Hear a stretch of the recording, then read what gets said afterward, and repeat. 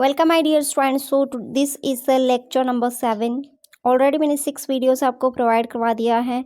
अगर आपने नहीं देखा है तो प्लेलिस्ट में है, आप जाके देख सकते हैं। और यहाँ पर हम बात करने वाले हैं जो प्रियम्बल के अंदर इंक्लूडिंग है ये वर्ड्स जिसके बारे में हम पढ़ने वाले हैं।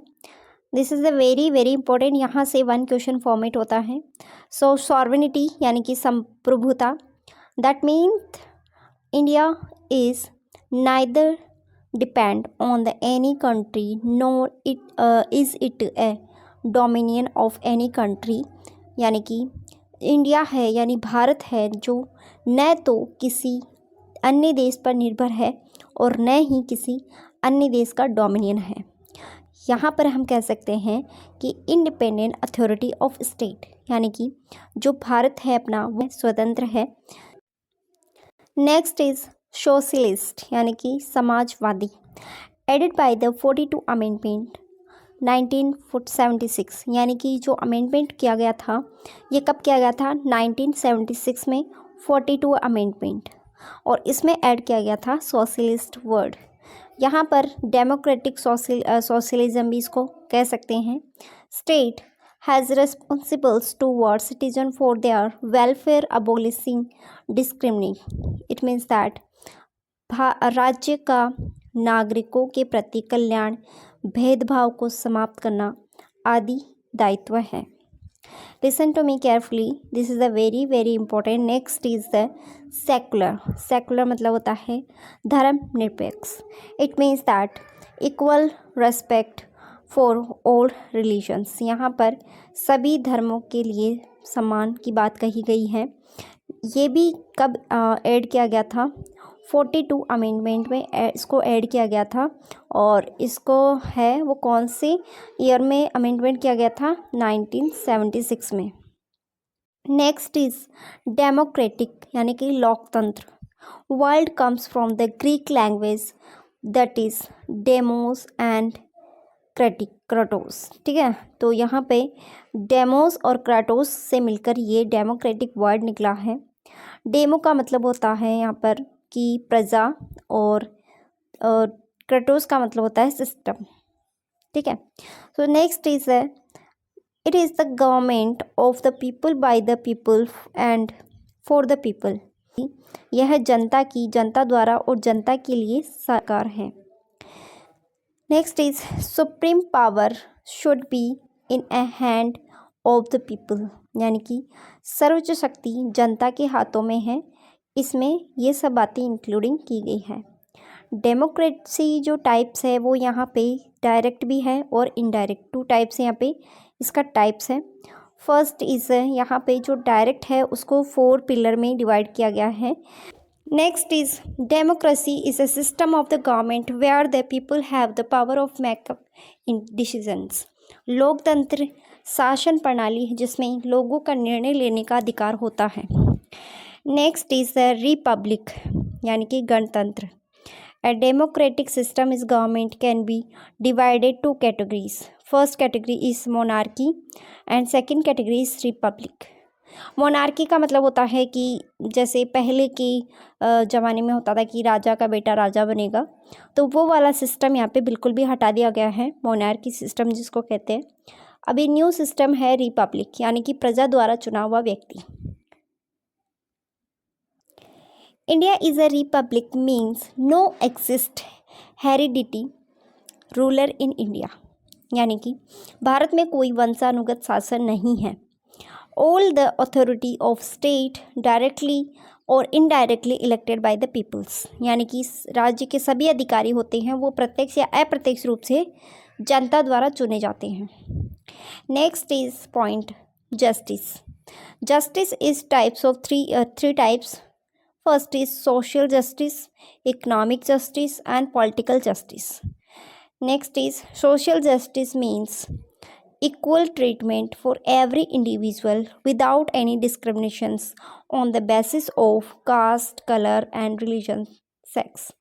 ओके, तो सामाजिक जो न्याय का अर्थ है कि हर व्यक्ति के साथ में जाति, लिंग, धर्म आधार पे बिना किसी भेदभाव के साथ व्यवहार किया जाएगा। Next is improvement in the conditions for the scheduled caste, tribal and backward classes and improving the status of women. समाज में किसी भी वर्ग विशेष के लिए विशेषाधिकारों की अनुपस्थिति और अनुसूचित जाति जनजाति अन्य पिछड़े वर्ग तथा महिलाओं की स्थिति में सुधार करना ही क्या है मेन जस्टिस का यहाँ पे पॉइंट है। नेक्स्ट हम बात करते हैं economic justice. This is also important. Economic justice. No person will be discriminated against. Also include equality with of wealth, income, ठीक है, प्रॉपर्टी। यहाँ पे बोला गया है कि आर्थिक न्याय का अर्थ होता है आर्थिक कारणों के आधार पर किसी भी व्यक्ति से भेदभाव नहीं किया जाएगा। इसमें जिसमें शामिल है संपदा, आय, संपत्ति, असमानता को दूर करना इसमें शामिल है। नेक्स्ट इज पॉलिटिकल राइट, यानी कि पॉलिटिकल जस्टिस। पॉलिटिकल जस्टिस है यहाँ पे, तो पॉलिटिकल जस्टिस में क्या होगा, mean that every person will have equal political right whether it is the right to enter political officials और right to the convey one views of the government. राजकीय न्याय का अर्थ है हर किसी को समान राजनीतिक अधिकार प्राप्त होने चाहिए, चाहे वो राजनीतिक दफ्तर की प्रवेश की बात हो या अथवा अपनी बात सरकार तक पहुंचाने का अधिकार होना चाहिए। Next is important points, freedom. Freedom means the absence of any restrictions on the activities of the people as well as providing opportunity for the individual to develop.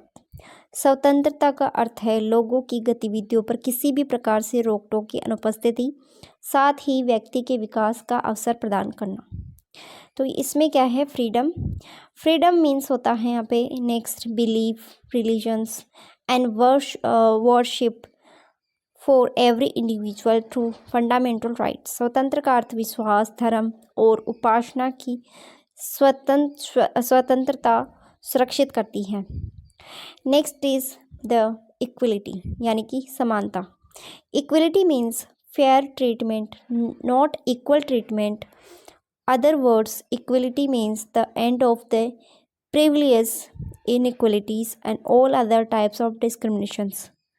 समानता का अर्थ है न्यायोचित बर्ताव, न कि समान बर्ताव।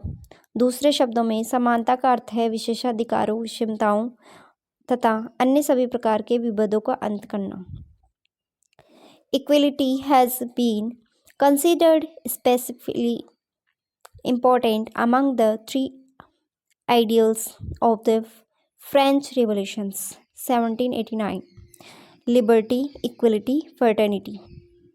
इट मीन्स फ्रांसीसी क्रांति 1789 के 3 आदर्शों स्वतंत्रता, समानता और बंधुत्व को समानता को विशेष रूप से महत्व माना गया है। Next is important point, fraternity, यानी कि बंधुत्व। Fraternity means the feelings of the brotherhood. The constitution promotes the feeling of the brotherhood thought a mechanisms of a single citizens. बंधुत्व का अर्थ है भाईचारे की भावना। संविधान एकल नागरिकता का एक तंत्र के माध्यम से भाईचारे की भावना को प्रोत्साहित करता है।